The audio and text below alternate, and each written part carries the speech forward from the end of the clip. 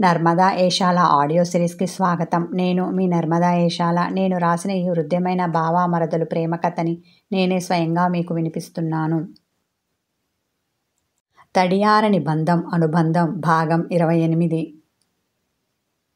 నువ్వు తిను, నాకేమీ వద్దు అన్న జానుతో, అయితే టిఫిన్ ఇక్కడికి తీసుకొని వస్తాను, కలిసి తిందాం అన్న అతడు జాను వద్దని వారిస్తున్నా వినకుండా వంటింటి వైపు వెళ్ళాడు.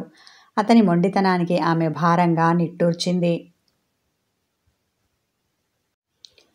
అక్క, అటు చూడు, వీడప్పుడే పెళ్ళాంకి సేవ చేసే పనిలో పడ్డాడు. టిఫిన్ ప్లేట్ పట్టుకొని వెళ్తున్న శార్దుని చూపించింది హిమజ. ఇందాకే జానుని ఏమీ అనవద్దని వార్నింగ్ ఇచ్చిన విషయం గుర్తుకురాగా కొడుకుని ఏమీ అనలేక ఆమె పళ్ళు నూరుకుంది. ఏ మాటకా మాట చెప్పుకోవాలి ఇంద్రాణి. ఈ జాను ఉంది చూడు, మహాముదురు జానలా ఉంది. లేదంటే ఇలా పెళ్ళయిందో లేదో అలా మొగుణ్ణి కొంగు కట్టేసుకుంటుందా? బుగ్గలు నొక్కుకుంది అరవింద. మరే అని మూతి 3 వంకర్లు తిప్పింది సరోజాదేవి. వెళ్తున్న శార్దూకి వెనక నుండి వీళ్ళ మాటలు వినిపిస్తూనే ఉన్నాయి.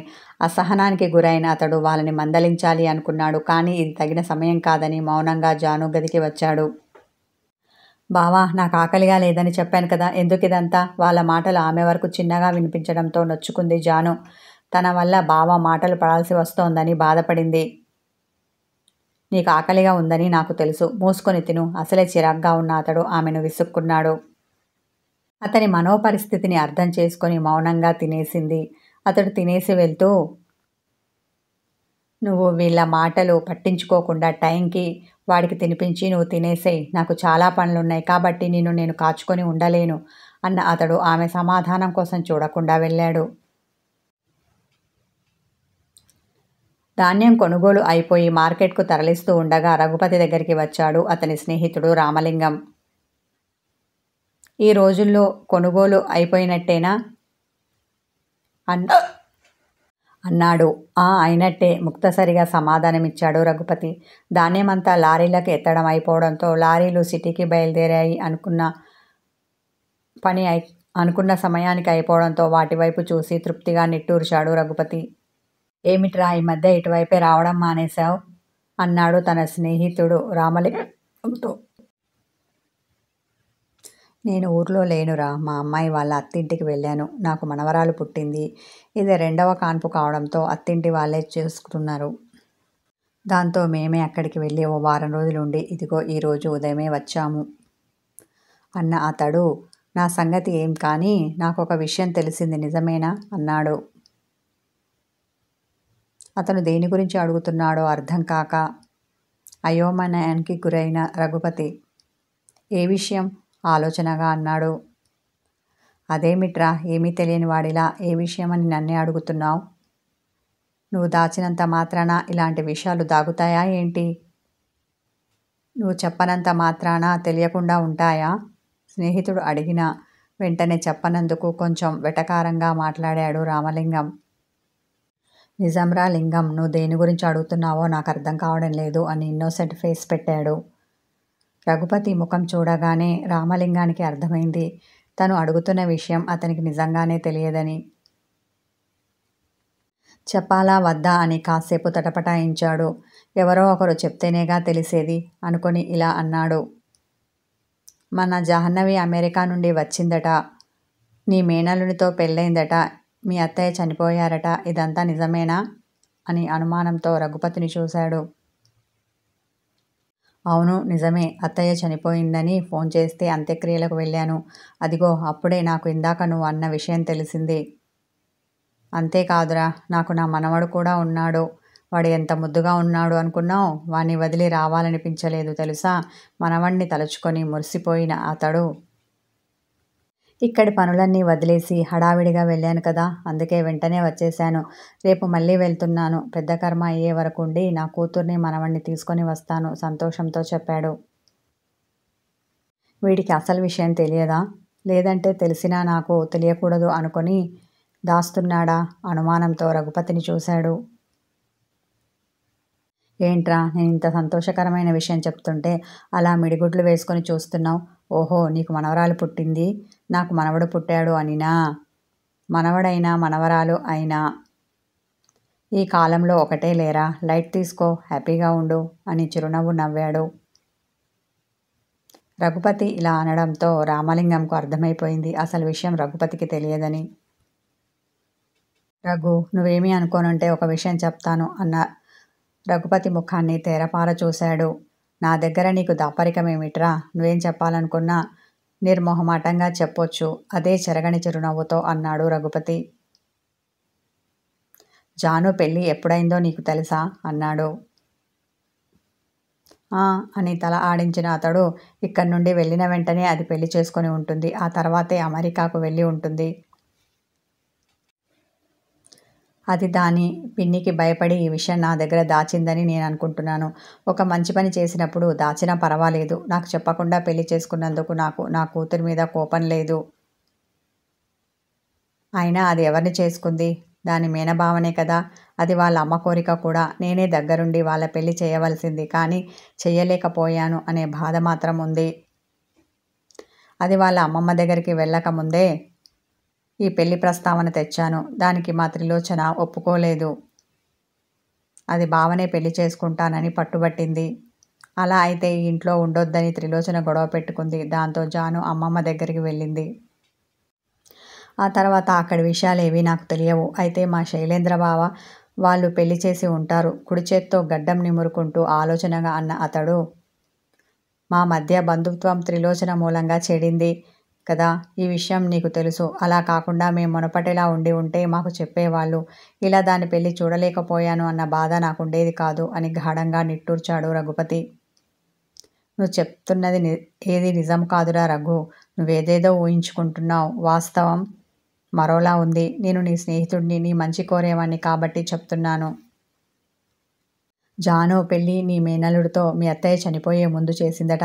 ఇక నీ మనవడు ఎవరికి పుట్టాడో తెలియదట. బహుశా అమెరికాలో జానుని ఎవరైనా మోసం చేసి ఉండాలి.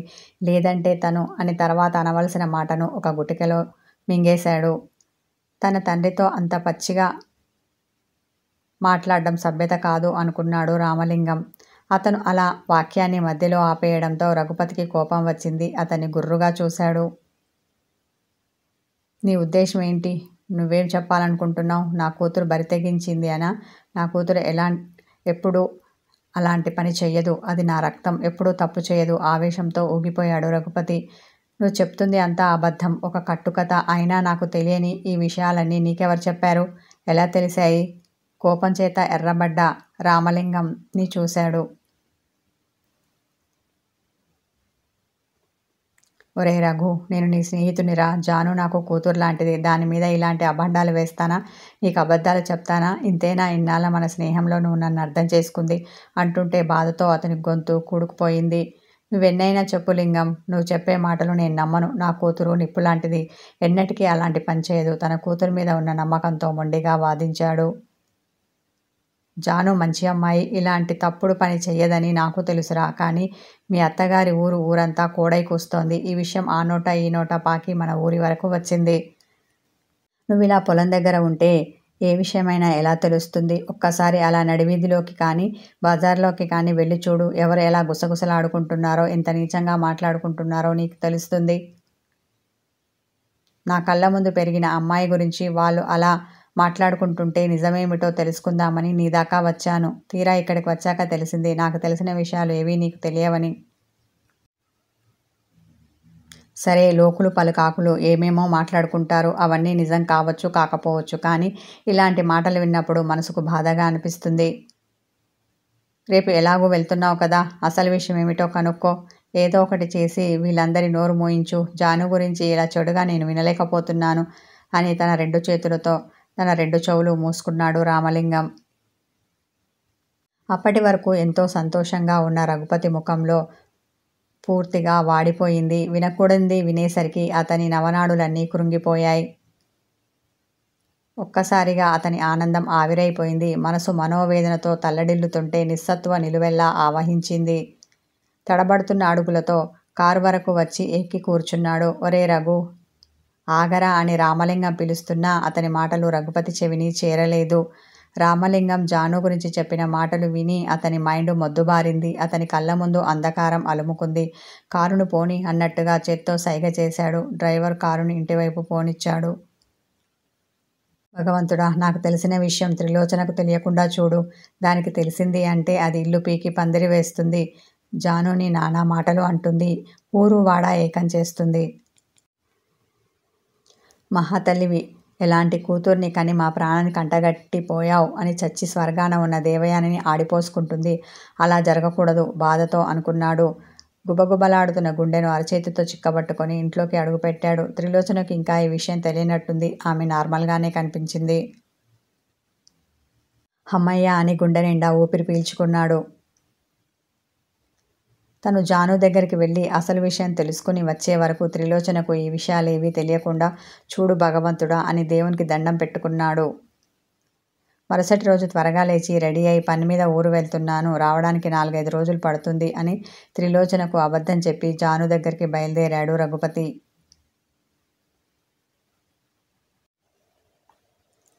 ఎవరైనా చనిపోతే ఆ ఇంట్లో వాళ్ళు చనిపోయిన వాళ్లకు చిన్న కర్మ పెద్ద కర్మ అని 2 సార్లు చేస్తారు. ఇప్పుడు శైలేంద్ర వాళ్ళ ఇంట్లో వసుంధరాదేవి గారి చిన్న కర్మ ఉంది. రఘుపతి వచ్చేసరికి దగ్గరి బంధువులు కొందరు వచ్చి ఉన్నారు.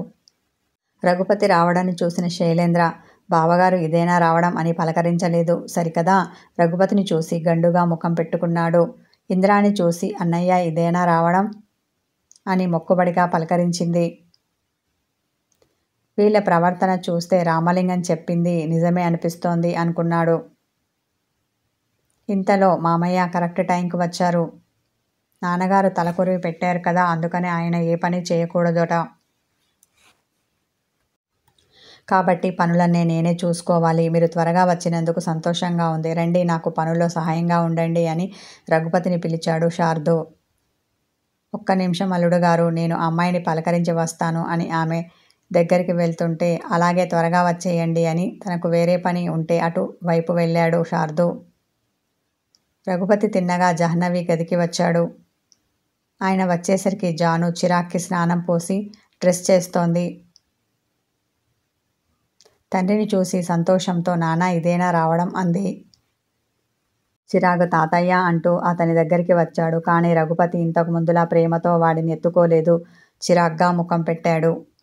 దాంతో చిరాగ్ మనసు చిన్నబుచ్చుకొని తల్లి దగ్గరికి వచ్చాడు. నాన్నకి విషయం తెలిసినట్టుంది, అందుకే కోపం మీద ఉన్నారు, అర్థం చేసుకుంది జాను. చింటూ, ఈ ఐప్యాడ్ తీసుకొని వెళ్ళి హాల్లో కూర్చొని కార్టూన్ చూస్తూ ఉండు. కాసేపట్లో నేను వచ్చి నీకు తినిపిస్తాను అంది. వాడు సరే మమ్మీ అని ఐప్యాడ్ పట్టుకొని హాల్లోకి వచ్చాడు. కార్టూన్ పెట్టుకొని చూస్తూ ఉన్నాడు. చిరాగ్ అటు వెళ్ళగానే, జాను, నేను విన్నది నిజమేనా? కోపంతో ఆమెను అడిగాడు రఘుపతి. మీరు ఏం విన్నారో నాకేం తెలుసు నాన్న. మంచం పైన ఉన్న బట్టల్ని మడతపెట్టే పనిలో ఉంది ఆమె. ఓహో, నేను వినకూడని పనులు ఎన్ని చేశావు ఏంటి? వ్యంగ్యంగా అన్నాడు. ఆమె మనసు చివుక్కుమనగా తలెత్తి చురుగ్గా అతన్ని చూసింది. కథ కొనసాగుతుంది. హాయ్ వ్యూవర్స్, స్టోరీ నచ్చితే లైక్ చేయండి, కామెంట్ చేయండి, హైప్ చేయండి. నన్ను సబ్స్క్రైబ్ చేసుకొని వాళ్ళు ఉంటే సబ్స్క్రైబ్ చేసుకోండి. వీడియోని స్కిప్ చేయకుండా చివరి వరకు చూడండి. Thank you.